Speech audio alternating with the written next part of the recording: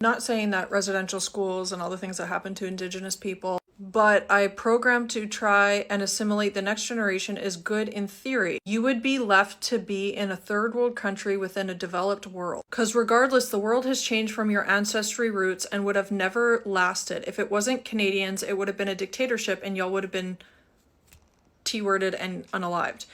So while you are trash talking while wearing makeup in a house with electricity and a cell phone talking about how bad us white people are seems hypocritical. I am here to inform you, Ken, that the T-wording and unaliving did in fact happen. It has been called a cultural genocide by our own government. And the only reason that you think that it would be third world-like is because you're a white supremacist. Whether you acknowledge that or not, white supremacy is built into our culture. It is a belief system that the way that you guys do it is better than everyone else. How is that going for us? If we really think about it, Ken, yes, I am sitting on a phone that the battery that is in my phone was mined in the Congo, where there's children being unalived to do so. They were trying to do a study on microplastics in the body, and they were trying to find people who did not have microplastics in their body. And unfortunately, they couldn't find anyone because unfortunately, we have microplastics in our lungs. We have microplastics in our brain. Last I checked, a lot of us are dealing with the effects of global warming. How many animals have gone extinct?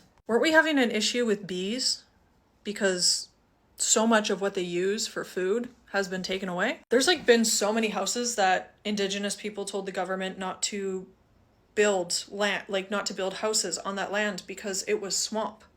And the government said, no, we would just like it if our city was right here. I just feel like this is a good place for the city to be. And the houses are sinking. Every year, sinking. Hawaii burnt to the ground, right? And Hawaiians, Indigenous people to that area, they burnt to the ground because of the grass that was brought over by Europeans. Because before, if a fire started in that area, it would have been contained kind of into that area. But unfortunately, because of the grass that Europeans brought over, settlers brought over, it grew. Because we have so many issues with invasive species. Why is that?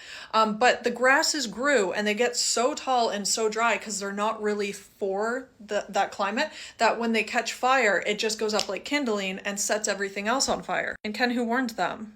The European settlers came in and quite literally wiped out entire species of animals, almost to complete extinction, purely so Indigenous people couldn't eat. Settlers landed on the shores and started giving out blankets to Indigenous people that had been intentionally infested with smallpox to try and wipe out the population. I was in a greenhouse with my mom, and we were going through, and there was a book about the plants and all the ones you can eat, all the ones you can't eat, all the things.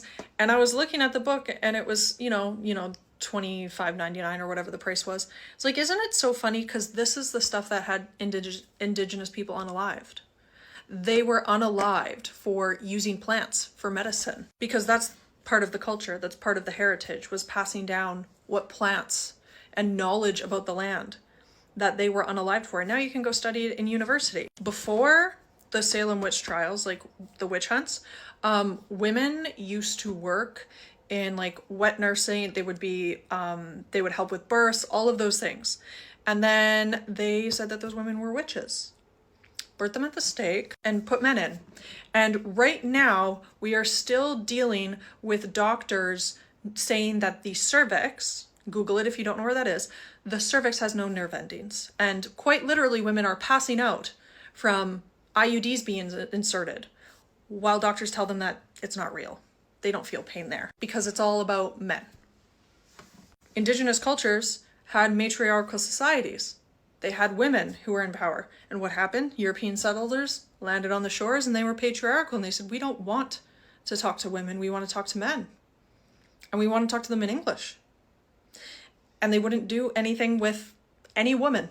They would not speak, except they would steal them to marry them and force them to have their babies. So Ken, I ask you, who really was the third world?